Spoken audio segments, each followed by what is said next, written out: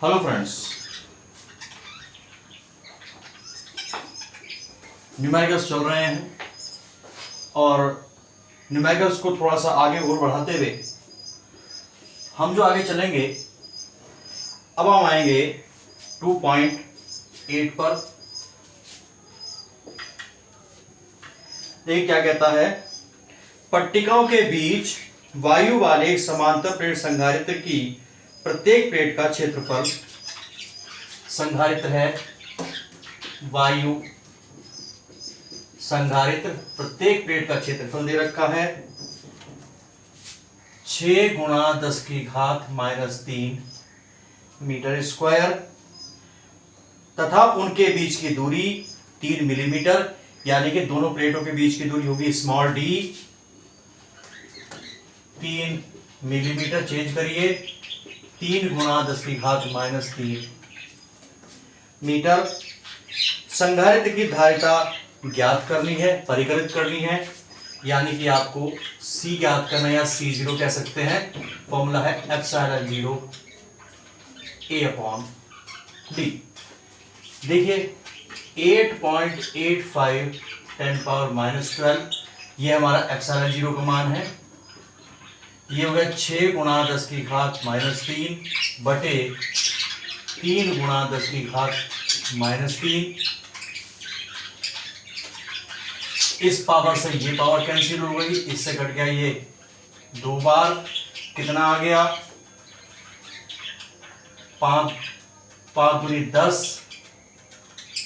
16 1 17, 16 1 17, 2 अंक दशमलव 10⁻12 या 17.7 10⁻12 फैराड। ये हमारा इस पार्ट का आंसर आया। अभी इसी क्वेश्चन में आगे कहता है, यदि इस संधारित्र को 100 वोल्ट के समभरण से जोड़ दिया जाए। समभरण का मतलब होता है वोल्टेज या बैटरी कह सकते हैं। बैटरी वोल्टेज दे रखी है V बराबर 100 वोल्ट। तो संधारित्र की प्रत्येक पट्टिका पर आवेश कितना होगा, Q। अब आप ये देखिए, आपको C0 आपके पास है, V आपके पास है, आपको निकालना है Q0 बराबर C0 × V 17.7 10⁻12 और ये हो गया 100, तो 17.7 10⁻10। 2 पावर ये है, प्लस की माइनस की 12 है, 10 बचेंगी। Q0 मात्रक आएगा कूलम में। इस तरीके से हमारा ये क्वेश्चन पूरा होता है।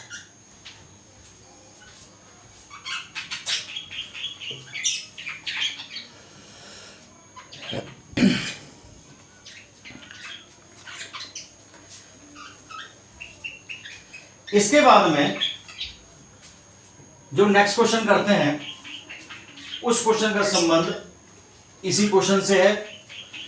मीन्स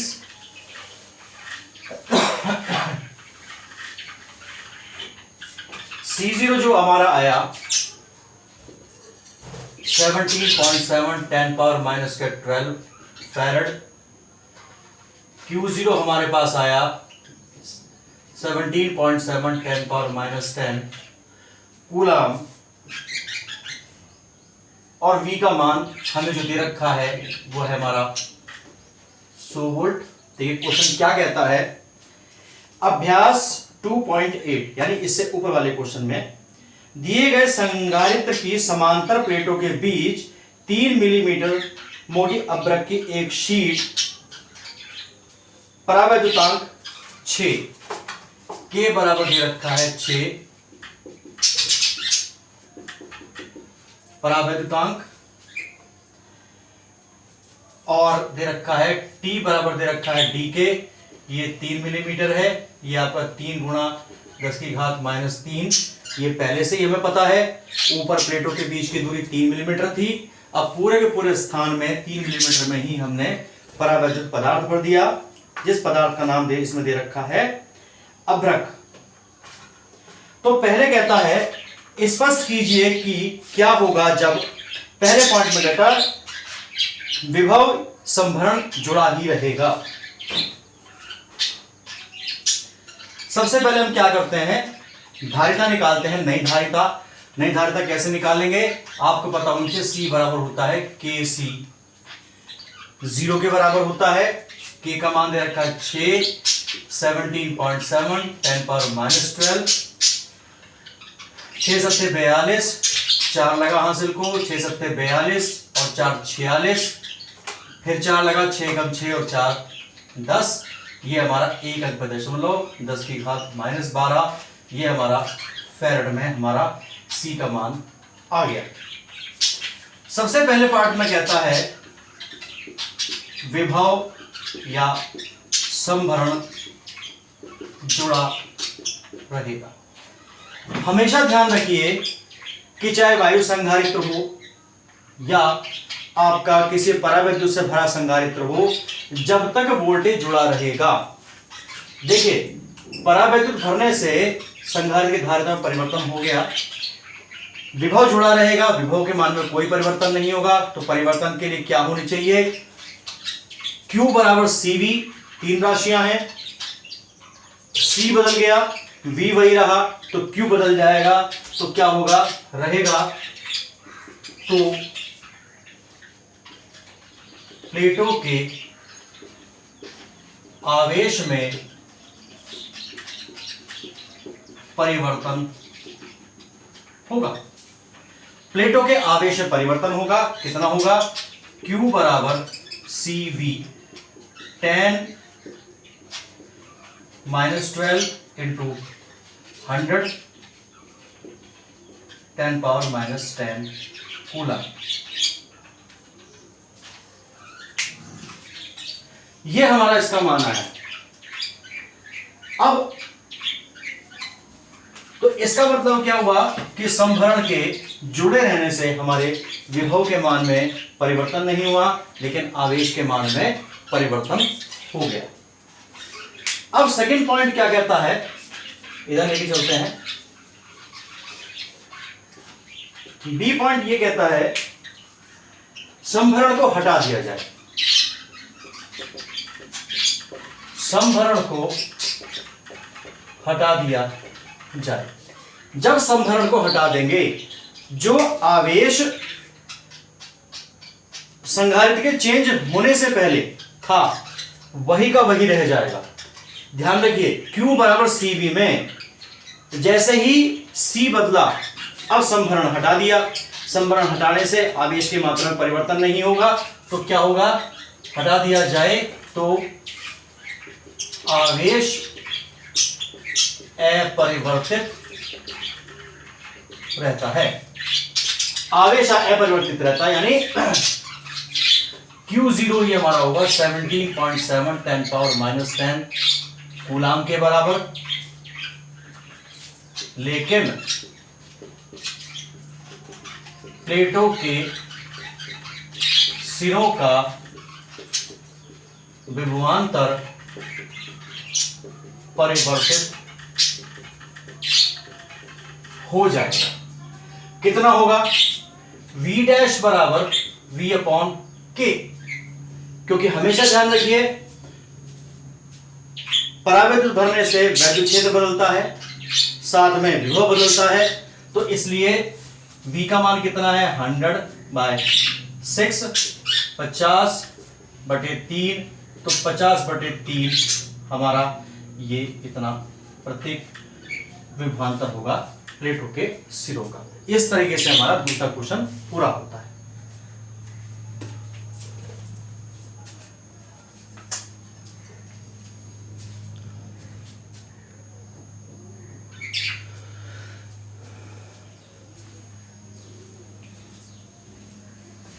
अब हम जो नेक्स्ट क्वेश्चन पर आते हैं, न्यूमेरिकल करने में बिल्कुल जल्दबाजी नहीं होनी चाहिए, बहुत आराम से करिए, उसको समझ के करिए, कब किस अवस्था में क्या राशि चेंज होती है ये बात आपको पता लगेगी आपकी थ्योरी से। तो आगे चलते हैं 2.10।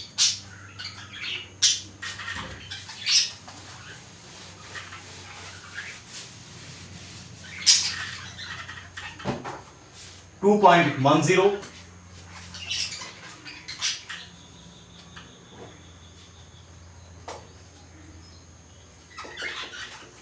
दसवां क्वेश्चन मतलब कहता है 12 पिको फैरड का एक संधारित्र 50 वोल्ट की बैटरी से जुड़ा है।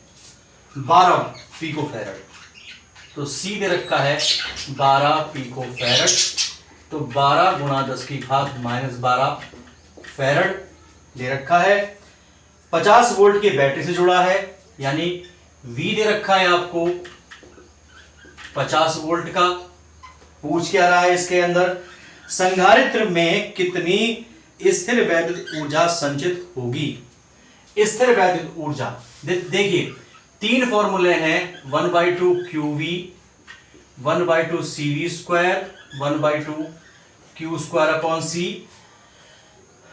अब इन तीन फॉर्मूले में से आपको वो फॉर्मूला सेलेक्ट करना है जिसके अंदर वैल्यूज दे रखी हो। आपको C दे रखा है, V दे रखा है, तो इसलिए आप इस फॉर्मूले का इस्तेमाल करेंगे। तो देखिए U बराबर हाफ 12 गुणा 10 की घात -12, 50 गुणा 50, 6 बार कट गया। देखो पावर देखिए, 2 पावर प्लस की है, 12 माइनस की है, तो माइनस की 10 बचेगी। और क्या होगा, 5 पंजे 25, 25 का 150, 150, 2 अंक पे होल्ड करिए, 1.5, 10 पावर माइनस का 8 मात्रक आएगा इसका जूल। बहुत छोटा सा क्वेश्चन है, आराम से किया जा सकता है, बहुत ज्यादा मुश्किल नहीं है, इसलिए आप देखिए इस क्वेश्चन को।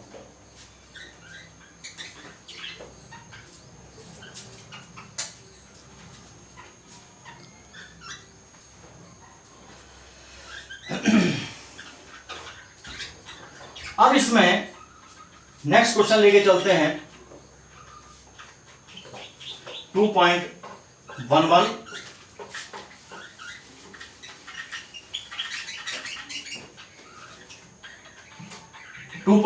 क्या कहता है,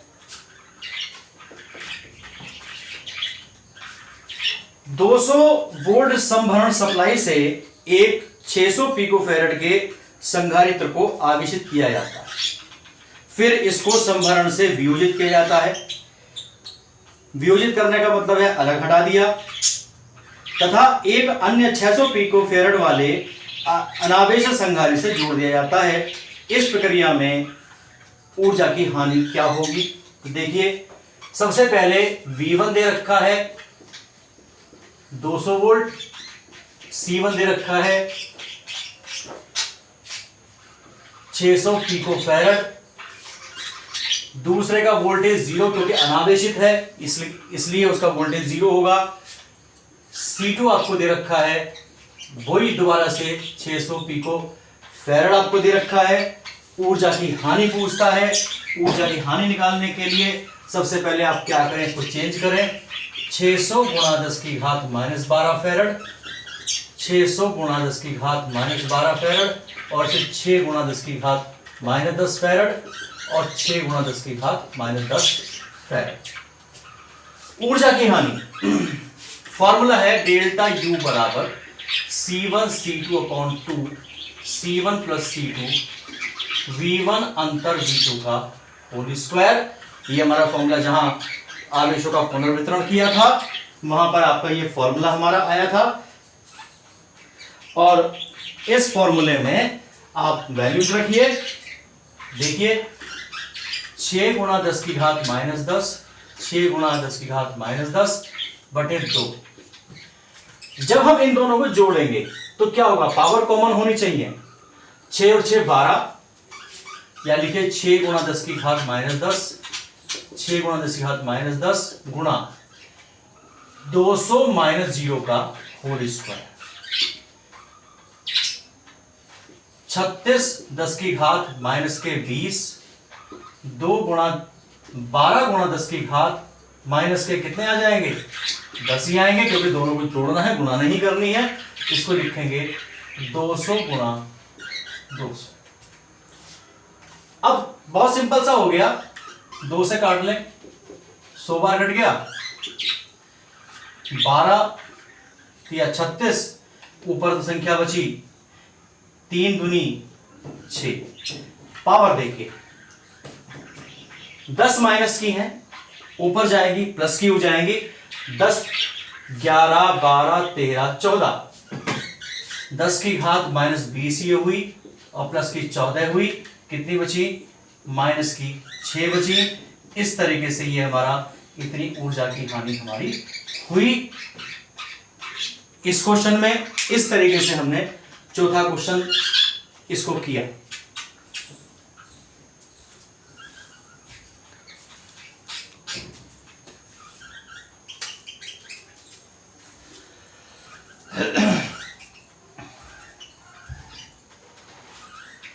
एनसीईआरटी के में बहुत ज्यादा न्यूमेरिकल इसके प्रैक्टिस के नहीं दे रखे हैं तो बहुत ज्यादा हायर लेवल के हैं। दूसरी बात, हमारे बोर्ड एग्जाम के अंदर चित्र वाले सवाल आते हैं जिसमें श्रेणी समांतर का इस्तेमाल किया जाता है।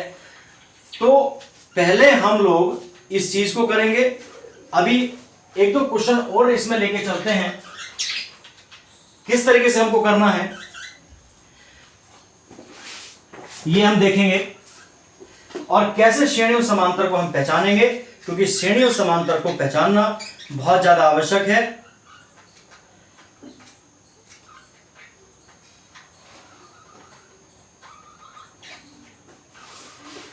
देखिए एक क्वेश्चन मैं आपको करा रहा हूं, मैं आपको धीरे धीरे बोल रहा हूं, आप उस क्वेश्चन को नोट करिए। अब प्रैक्टिस क्वेश्चंस चलेंगे अलग से एनसीईआरटी के अलावा, तो आपको मैं क्वेश्चन बोल रहा हूं, क्वेश्चन नोट करिए। देखिए क्वेश्चन कहता है समान रूप से आवेशित तथा समान त्रिज्या वाली जल की 64 बूंदें मिलकर एक बड़ी बूंद बनाती हैं।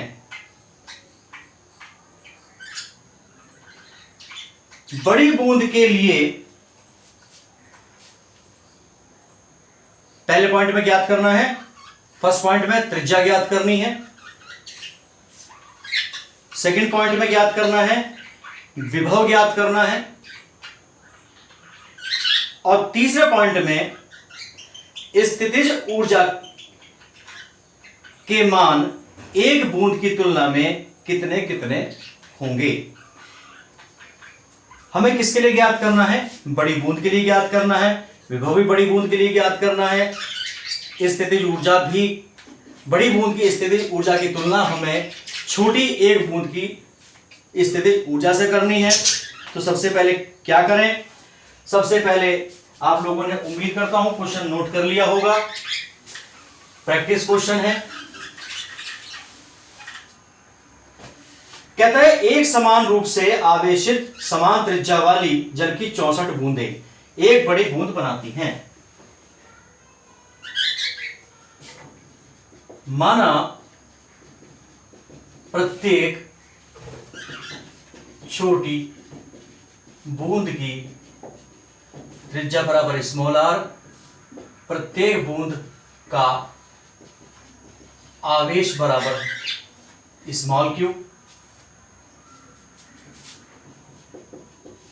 बड़ी बूंद की त्रिज्या बराबर कैपिटल आर, बड़ी बूंद का आवेश बराबर कैपिटल क्यू। सबसे पहली बात कहता है इसके अंदर हमें फर्स्ट पॉइंट में निकालना है आर, और क्या दे रखा है? बूंदों की संख्या दे रखी है 64। अब आप एक बात समझिए, 64 बूंदें हैं, उनको मिलाकर के एक बड़ी बूंद बनाई गई।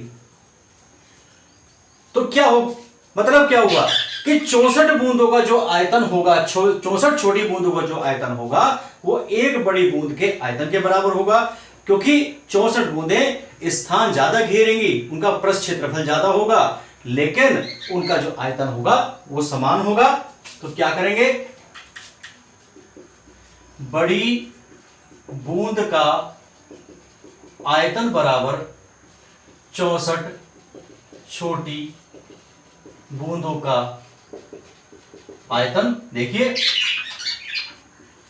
गोले के आकार की होती है 4/3 पाई कैपिटल आर क्यूब बराबर 64 4/3 पाई स्मॉल आर क्यूब। ये छोटी बूंद का आयतन, ये बड़ी बूंद का आयतन।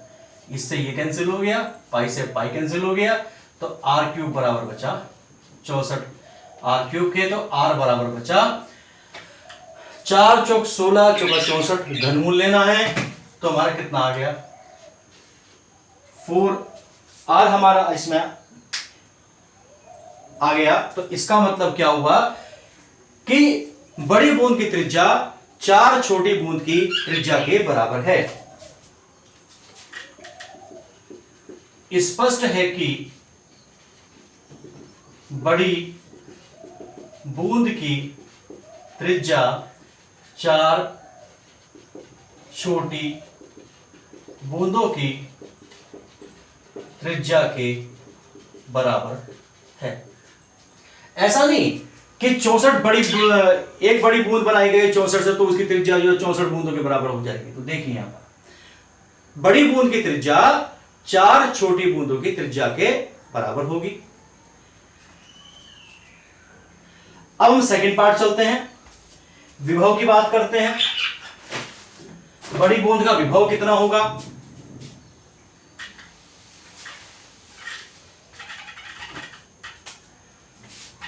बी पार्ट, माना बड़ी बूंद का विभव बराबर कैपिटल V डैश।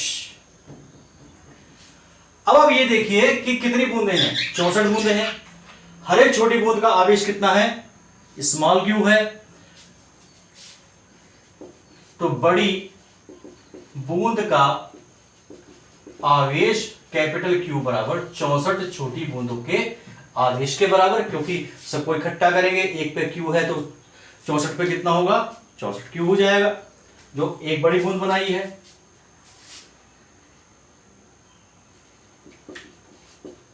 प्रत्येक छोटी बूंद का विभव V बराबर 1/4 pi epsilon 0 Q upon small r। एक बूंद का आवेश Q, त्रिज्या R, तो प्रत्येक छोटी बूंद का विभव इतना हो गया।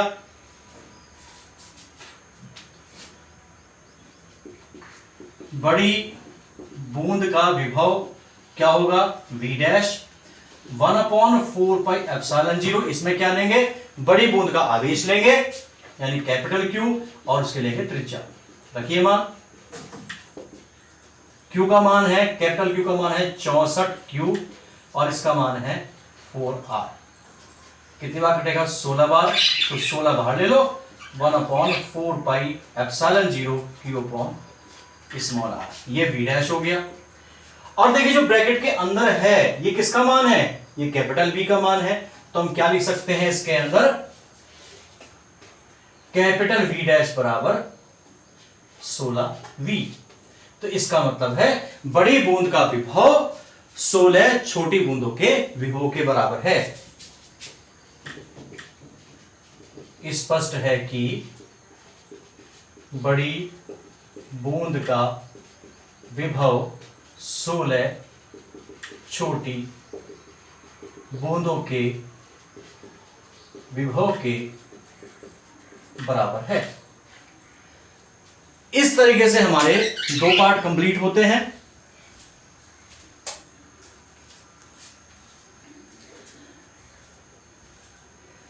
अब हम जो अगले पार्ट पे चलते हैं,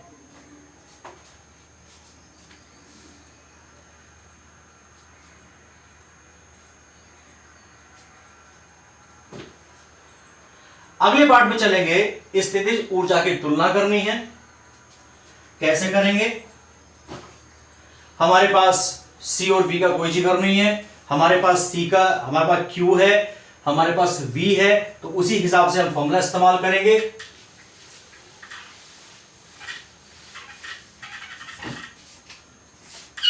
C पार्ट, प्रत्येक छोटी बूंद की स्थितिज ऊर्जा U बराबर 1/2 QV। इसका इस्तेमाल हम करेंगे।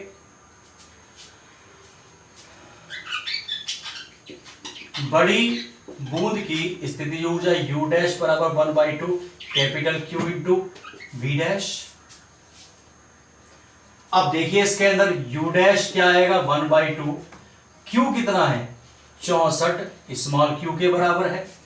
ये कितना आया 16 V के बराबर आपका आया। अब जरा गुणा करके देखिए, 64 की 16 में गुणा करके 6 चौक 24 हाथ को लगे 2, 6 चिंग 36 और 2 38 और 64 4 2 10 1024 1/2 QV। हमने केवल इसकी गुणा करी, भाग नहीं दिया। और ये किसका मान है, ये मान है आपका U का, तो हम क्या कह सकते हैं U डैश बराबर 1024 U के बराबर। इससे पता लगता है कि जो बड़ी बूंद की स्थितिज ऊर्जा है वो एक छोटी बूंद की 1024 छोटी बूंद की स्थितिज ऊर्जा के बराबर है। स्पष्ट है कि बड़ी बूंद की स्थितिज ऊर्जा 1024 छोटी बूंदों की स्थितिज ऊर्जा के